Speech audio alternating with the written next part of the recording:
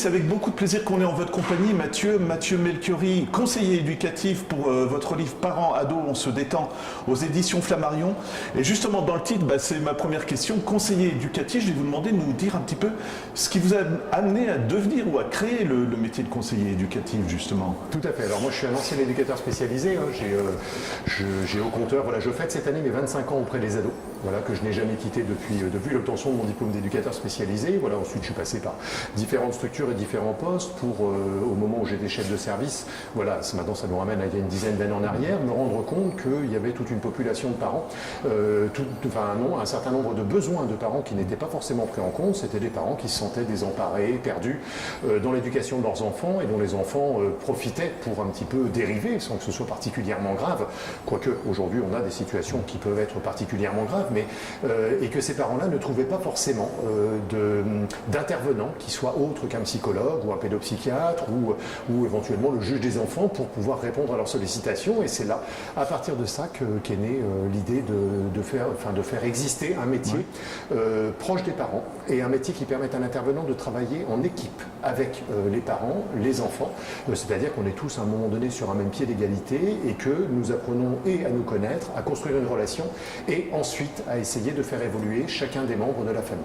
Est-ce qu'on peut dire que votre métier se base surtout sur l'observation? J'ai l'impression, vous en parlez bien évidemment dans le livre, mais c'est un petit peu en recul parce que vous donnez beaucoup d'exemples surtout. Mais j'ai l'impression que vous venez dans la famille et vous regardez un peu comment ça se passe au début sans intervenir, c'est ça? Alors je partage avec eux, je les écoute énormément. Je les écoute et les jeunes diraient que eux, je sais les entendre. Voilà, parce que écouter, entendre, on pourra en faire tout un laïus. Ouais. Et effectivement, j'observe, j'essaie de comprendre quelles sont un petit peu ces interactions souterraines, silencieuses, pour les remettre au devant de la scène, faire en sorte qu'on puisse les évoquer et pour qu'ensuite les parents retrouvent leurs compétences à pouvoir les dépasser sans forcément systématiquement pointer le jeune. Et c'est vrai que par rapport au livre, l'idée c'était à partir de situations concrètes de pouvoir donner, je ne donne pas toutes les recettes aux parents parce qu'elles n'existent pas et que chaque situation est unique. Par contre, j'aiguille les parents et quelque part je leur dis allez-y, si vous pensez que vous pouvez le faire, allez-y, c'est possible et vous en avez les compétences. Ce que je trouve intéressant au début du livre, vous dites il n'y a pas de crise d'adolescence.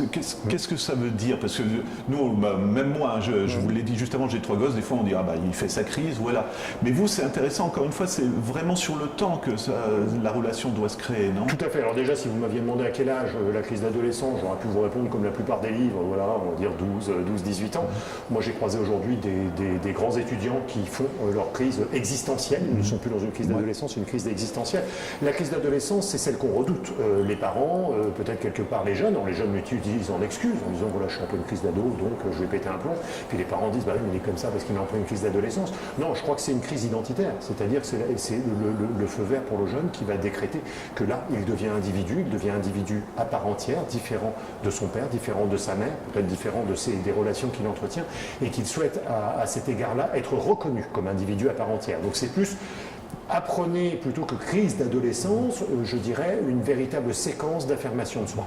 Voilà, souvent maladroite, souvent mal accueillie, mais une crise d'affirmation de soi. Je ne peux pas dire mieux. Est-ce qu'on peut dire aussi que c'est un apprentissage pour les parents qui sont finalement passés par là aussi parce qu'on a tous été ados et c'est peut-être aussi savoir se préparer à voir quand il y a des transformations, on va dire, oui, je pense que même c'est vrai, physique et psychologique chez un jeune et justement se préparer à ça et essayer de guider le jeune. Alors ça c'est des grandes paroles. Ouais, ça, mais ce que je rappelle un petit peu dans le livre, c'est que on a connu son enfant jeune, on arrive effectivement dans cette séquence un peu plus houleuse qui est celle de l'adolescence. Et là, peut-être que c'est une renaissance de chacun. C'est-à-dire que les parents vont redevenir des parents un petit peu amateurs d'un individu qui vit chez eux, qui déambule chez eux, qui crise chez eux. Ils n'ont plus l'impression forcément de le connaître. Donc, c'est une nouvelle manière d'aller se rencontrer, de se retrouver. Voilà. Et je dis souvent aux parents ils restent enfermés dans sa chambre, ici, ça. Il y a beaucoup d'éléments de critique et ils refusent tout ce qu'on peut lui proposer. Mais peut-être que la proposition n'est pas une invitation à. C'est-à-dire que lorsque le parent dit viens te promener avec nous, il refuse systématiquement oui, mais ça me ferait tellement plaisir de partager ce moment-là avec toi. Peut-être que c'est quelquefois la partie que nous oublions d'ajouter et pourtant elle est fondamentale parce qu'elle parle à un moment donné d'affect. Et les ados sont très en recherche, même si paradoxalement ils réagissent très fort à ces séquences-là, ils sont à la recherche d'affect et ils sont à la recherche d'authenticité. Voilà. Et eux-mêmes vont aller découvrir au-delà du père père et de la mère qui sont voilà, posés pour être là, ils vont aller chercher quel est l'homme, quelle est la femme, quel est l'individu finalement qui habite ces rôles de père et de mère. Ce qui est intéressant, donc vous en avez fait un livre, parce qu'au départ vous n'êtes pas écrivain, Non. mais comment on réunit ces sujets? C'est des années d'observation, c'est ce que vous avez vu constater quand vous alliez dans des familles par exemple? Parce qu'il y a différents thèmes, on en abordera quelques-uns. Alors, en fait, le livre, la page dédicace a été oubliée par l'éditeur, c'est dommage, mais en fait, je le dédicace à toutes les familles et les jeunes qui, depuis 10 ans maintenant, me disent Mathieu, quand on vous écoute, ça paraît tellement simple, les mots sortent de votre bouche de manière évidente, et du coup, on aimerait parler comme vous. Je dis non, surtout pas, surtout pas. Par contre, n'oublions à aucun moment le poids des mots. Et c'est vrai qu'ils m'ont encouragé à écrire pour toutes les familles que je ne rencontrerai pas, pour toutes celles qui à un moment donné pourraient se sentir déstabilisées, de pouvoir mettre le nez dans un ouvrage qui enfin, je dis enfin parce que vraiment c'est ce que j'ai voulu, simple, dans lequel on se retrouve, qui ne fait pas de mal, qui fait réfléchir et qui donne beaucoup de positif. Voilà, le sombre, je crois qu'on en a suffisamment. Moi, je suis quelqu'un de résolument positif. Je ne suis pas utopiste, mais je suis positif et j'ai envie d'accompagner les familles et les enfants dans ce sens. Et je trouve que ça fonctionne plutôt bien, puisqu'aujourd'hui, on est à plus de 2000 situations accompagnées en 10 ans pour le cabinet de Nancy, mais également celui de Metz et celui de La Rochelle, puisqu'il y a 2 autres entités. D'accord. Ce que je vais préciser aussi, c'est que vraiment, il y a tous les thèmes. Moi, j'ai découvert au fur et à mesure, c'est vrai, je me dis, ah bah oui, c'est vrai, alors je le dis comme ça, les amis, l'amour, l'argent, l'alcool, l'école. Est-ce qu'il y a un sujet qui ressort maintenant ça va être, là, je vais parler en vieux con, mais le portable, l'envie d'indépendance peut-être plus rapide que nous autrefois, j'en sais rien. Oui. Est-ce qu'il y a des sujets qui remontent tout de suite? Et l'influence, alors, encore une fois, je fais le vieux con, mais la télé-réalité, je me dis toujours que ça doit aussi influencer les jeunes qui se projettent sur d'autres jeunes qui sont peut-être manipulés par les télés aussi. Mais ça, Alors c'est toute l'idée en fait des références, c'est-à-dire quelles références Voilà. est-ce qu'on leur transmet, de quelle manière ils sont capables, eux, avec leur libre arbitre, de prendre suffisamment de recul. Ça sert à rien d'éteindre la télé à chaque fois qu'ils regardent quelque chose de stupide, parce qu'effectivement il y a des programmes stupides, mais c'est de les aider à prendre du recul, à conserver ce libre arbitre, à ne pas rester dans l'ère des fake news exactement. Mais tout ça, ça passe par quoi, si on veut être au clair? Ça passe par une relation solide, crédité avec les parents, ça passe par une connaissance de soi, ça passe par une connaissance de ses compétences, et souvent je dirais que le thème récurrent c'est l'école. L'école qui peut-être aujourd'hui ne se donne pas toujours suffisamment les moyens de considérer qu'elle accueille un élève, mais qu'elle accueille surtout un individu en construction, et qu'elle a certainement souvent maladroitement le potentiel de pouvoir casser l'individu en formation. Élève, on y reste une petite vingtaine d'années. Individu, on l'est toute sa vie. Donc chacun des acteurs que nous sommes à proximité des jeunes en construction devons ne surtout pas oublier que ces jeunes-là, ces jeunes qui vont devenir des individus avant de devenir des adultes ou des pères ou des mères, il faut absolument qu'on puisse les solidifier par la connaissance qu'ils ont d'eux-mêmes et qu'il y ait le moins de vide possible dans ce qu'ils ressentent d'eux. Et moi souvent c'est ça, j'ai des jeunes qui vont se présenter à moi en disant je suis vide de tout. C'est terrible. C'est terrible. Ce constat-là, je voudrais ne plus avoir à le faire. Et je n'œuvre pas seul, j'œuvre avec de nombreux partenaires, parce que ma seule compétence ne suffit pas. J'aimerais, à ce titre-là, bien évidemment, les remercier, mais aussi dire qu'à nous tous, on peut vraiment faire avancer. L'école doit continuer et doit absolument encore plus ouvrir ses portes aux différents intervenants, aux différentes spécialités qui permettent à un moment donné d'approcher l'individu et donc l'adolescent différemment, et que surtout, on a, moi, mon seul outil, c'est l'instauration d'une relation fiable, solide et authentique. Est-ce que vous seriez d'accord avec moi pour dire que maintenant la société est vraiment aussi exigeante par rapport aux adolescents? Il faut apprendre vite, il faut décider tout de suite. Le monde avance à une telle vitesse qu'on n'a même pas le temps de se faire une idée. Et ça revient un peu à ce que vous dites, qu'il y a des jeunes qui disent finalement je crois être grand, mais je sais rien du tout, quoi. Est-ce qu'il y a le poids aussi de la société? Il n'y a pas d'arrêt sur image, effectivement, voilà. Ça va tellement vite. Et puis que les jeunes, nous avons créé une société plus ou moins anxiogène. Et que c'est vrai, vous disiez tout à l'heure, je reprends vos mots, je vais parler comme le vieux con, mais c'est vrai que beaucoup, peut-être d'ados, n'ont pas envie de devenir les modèles de ce que nous sommes, à courir partout, à stresser, à ci, à ça. Et on ne leur a pas forcément dépeint une société qui soit idyllique.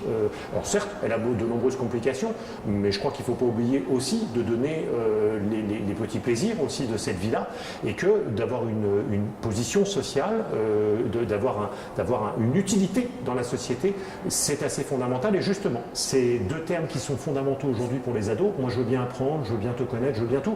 Par contre, dis-moi, quelle est l'utilité? Quelle est mon utilité et quel sens ça a? Utilité, sens. deux terminologies qui sont indissociables et qui aujourd'hui permettent finalement de tout donner aux ados. Je les pratique tous les jours et je peux vous garantir que quand on a ces deux termes en tête et qu'on dit ben voilà tout ce que tu as là, voilà l'utilité que ça pourra avoir et voilà surtout de quelle manière ça te rendra toi utile. Alors là, on a gagné beaucoup de choses. Alors il y a beaucoup d'exemples hein, que j'ai vraiment trouvé intéressants, mais il y en a un qui m'a vraiment marqué. Je ne sais pas si ça va, parce qu'il y a beaucoup d'exemples, mais c'est un jeune qui veut à tout prix une batte de baseball en aluminium. Et puis il fait une crise, mais vraiment presque à taper ses parents. Et au bout d'un moment, ils acceptent. Alors que vous les avez avertis, hein, si je ne me trompe pas, qu'il faut faire attention parce qu'ils voulaient un couteau à la base.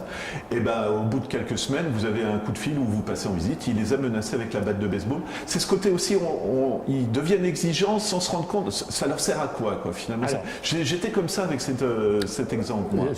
Il est très pertinent cet exemple. Je l'ai exactement en tête, comme je pense que j'ai la quasi-totalité des souvenirs des situations. Parce qu'on s'y attache beaucoup et on donne beaucoup, c'est que ma grande inquiétude, c'est le développement effectivement de ces enfants dits enfants rois, potentiellement enfants tyrans, et futurs adultes finalement très tristes, très dépressifs, puisqu'on ne peut jamais, par définition, obtenir tout ce que l'on souhaite. Et cet exemple-là fait ressortir toutes les fragilités de parents. Je ne veux pas dire de parents faibles, surtout pas, j'ai beaucoup de respect pour eux, mais en posant la règle, ils craignaient que leur enfant ne les aime plus. Alors que lui leur demandait avec insistance, posez la règle, montrez-moi que vous m'aimez et que vous savez me limiter. Je crois qu'aujourd'hui cet enjeu de savoir tenir lorsque c'est nécessaire, mais de pouvoir lâcher lorsque c'est possible, c'est fondamental et c'est vraiment ce qu'on doit utiliser tous les jours. Ce sont des jeunes qui sont effectivement compliqués, qui peuvent poser des attitudes qui peuvent vraiment nous dépasser.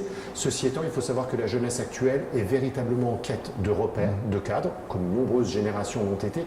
Par contre, ils souhaitent que les adultes qui vont les poser soient légitimes. C'est pas parce que je suis flic que je vais être justement reconnu à poser la règle, mais c'est parce que je suis peut-être un adulte qui sait écouter, qui sait respecter, qui sait te donner de la bienveillance que je vais m'autoriser à être dur. Les jeunes me disent souvent, Mathieu, tu es dur, mais tu es juste. Je crois que quelque part, c'est le plus beau des compliments qu'ils puissent m'adresser.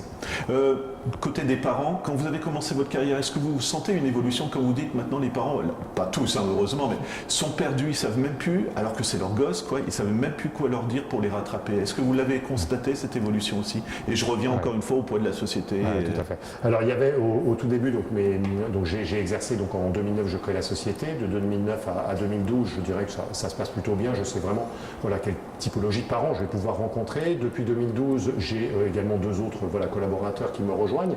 Nous avons fait il y a peu de temps un état des lieux en faisant ressortir encore de nouveaux besoins, encore de nouvelles pratiques à mettre en place, puisqu'on a également une structure qui se situe en Équateur, qui organise des séjours éducatifs ressources. On a de plus en plus de jeunes qui peuvent faire l'objet de ce break nécessaire pour mieux se retrouver et peut-être mieux grandir. Et puis, on a de plus en plus de parents qui arrivent avec des pseudo-diagnostics en disant je me demande s'il n'est pas bipolaire, schizophrène, etc. On voit que la difficulté éducative, finalement, les parents vont rechercher des réponses, souvent dans la psycho, souvent dans la psychiatrie, alors que leur enfant n'en relève pas, et que de nombreux pédopsychiatres avec lesquels je peux travailler me disent mais là ça ne relève pas de quelque chose de l'ordre du psycho.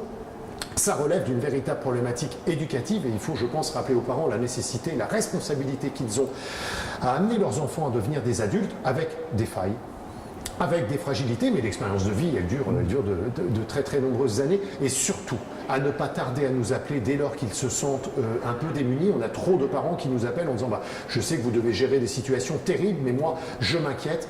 Dire non madame, non monsieur, surtout pas. Je vous félicite de la démarche que vous entreprenez, qui est courageuse, qui n'est pas évidente, et je pense que vous appelez exactement au bon moment. Voilà, à partir du moment où il y a doute, il n'y a aucune honte aujourd'hui à dire j'ai besoin d'un petit coup de main, j'ai besoin d'un éclairage. Ça tombe bien, on se prétend un petit peu spécialiste. Par contre, je n'oublie pas de dire, et je le dis face à la caméra, je suis également papa d'ado à côté, et je dois dire que c'est pas toujours simple et que c'est pas le cordonnier toujours le mieux chaussé, que des préoccupations j'en ai, des doutes également. Le truc, c'est que le jour où j'aurai besoin de coup de main, je ne sais pas qui j'appellerai. Là, c'est vraiment un piège pour vous. Tout à fait.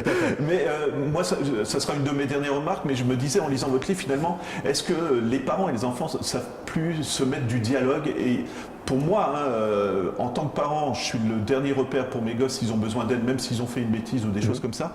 Et on sait plus se dire je t'aime. C'est idiot ce que je dis, mais moi des fois ça m'arrive, là je partage un petit peu quand je flingue mon petit, je lui dis je t'aime, je suis en train de te punir, mais il faut que que tu saches que je t'aime. Et je me demande s'il n'y a pas de ça aussi, qu'on se met à un mur tout de suite en disant, bah voilà, il a fait une bêtise, et bah, il fera pas d'effort, je ferai rien pour lui. Tout à fait. Et le gosse pareil de l'autre côté. Et je pense que c'est le dialogue et de l'amour, hein, tout simplement, qu'il faut dans une famille, quoi. Quand on crée une famille, c'est ça, quoi. Ouais, du dialogue, de l'amour. Alors c'est surtout avoir le temps de se rencontrer. Oui. Et puis de savoir qu'il y a beaucoup de choses qui passent outre les mots. Les ados sont des jeunes qui sont d'excellents scanners. C'est-à-dire qu'il y a ce qui sort de votre bouche, c'est en gros 30% du message, et puis il y a les 70% que vous exprimez réellement. Ça, c'est ce qu'on appelle les codages non-verbaux. Et les ados y attachent énormément d'attention. Et je rappelle souvent aux parents que toute la construction finalement de leur relation, de tout ce qu'ils peuvent se dire et tout, ça passe par le quotidien. C'est pas la peine d'attendre le soir de Noël ou le soir de l'anniversaire pour avoir de grands discours. Tout se passe au quotidien. Tiens, en fait, je voulais te remercier, Sébastien. Je voulais te signaler que je suis super content. Tu as mis tes baskets ce matin dans le garage. C'est sympa. C'est vraiment comme ça. Complètement stupide. Ouais. Mais c'est vraiment ce qu'il faut faire. Ce sont de toutes petites choses que nous remarquons, disons-le. Combien de parents me disent, mais tout ça Mathieu, je lui dis. Et puis le père ou la mère de dire, ah non, je crois qu'on se le dit entre nous ou qu'on le pense. Mais non, on ne le verbalise pas. Et en fait, c'est tout ça qui l'attend. La difficulté éducative, elle vient, il y a des énormes clashs, bien évidemment, mais elle vient souvent du cumul, de toutes ces petites inattentions, de toutes ces petites séquences non réglées au quotidien qui un jour deviennent une boule ingérable. On se trompe, on a une attitude en tant que parent qui n'est peut-être pas la bonne. Plutôt que de rester campé sur son erreur ou de dire de toute façon ce sera, voilà, il y a un fort, il y a un moins fort, il y a tout ça. On peut accepter le soir de prendre 5 minutes, d'aller dans sa chambre, de dire voilà, ce matin j'ai été maladroit, c'est pas ce que je voulais transmettre et tout. Oui, mais quand je veux lui dire ça, il me vire de sa chambre, peu importe. Au moins les mots ils auront été dits. Ouais. Et on passe à autre chose. Et le dossier il est clos. Voilà, c'est une succession de petits dossiers laissés ouverts qui à un moment donné amènent de véritables explosions.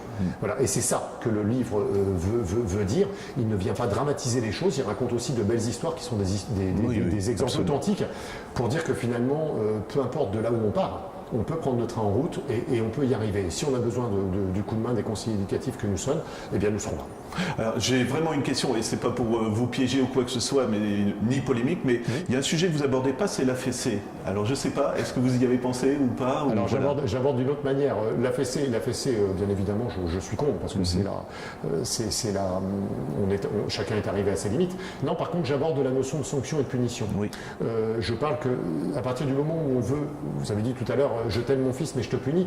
Quelque part, si j'étais votre fils, je vous renverrais le fait que non, si tu m'aimes vraiment, tu ne me punis pas. Bien envoyé, dans ce cas-là, tu me sanctionnes. Sanctionner, c'est permettre à l'enfant de comprendre les choses. Et c'est pas forcément, ça dure pas des années. Je rappelle cette maman dans l'exemple qui avait le carnet des punitions, qui elle-même explose de rire en disant je sais même plus où je vais. C'est qu'à un moment donné, voilà, la fessée, elle va venir punir. Elle va venir rappeler qu'on est le plus fort. Mais à 17 ans, vous serez plus, quand votre gamin aura 17 ans, vous serez plus le plus fort. Alors on fait quoi? On fait l'enjeu de pouvoir et puis le bras de fer? Non. La sanction, elle amène de la communication, elle amène de l'échange. Elle n'amène pas forcément des idées fracassantes.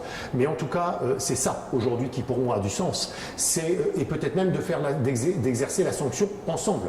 Voilà. Mais en tout cas, à partir du moment où tu débordes du cadre, moi je te rappelle le cadre parce qu'au-delà de ce cadre-là, tu ne me permets plus d'exercer ma fonction de parent. Et donc indirectement, tu te mets en danger.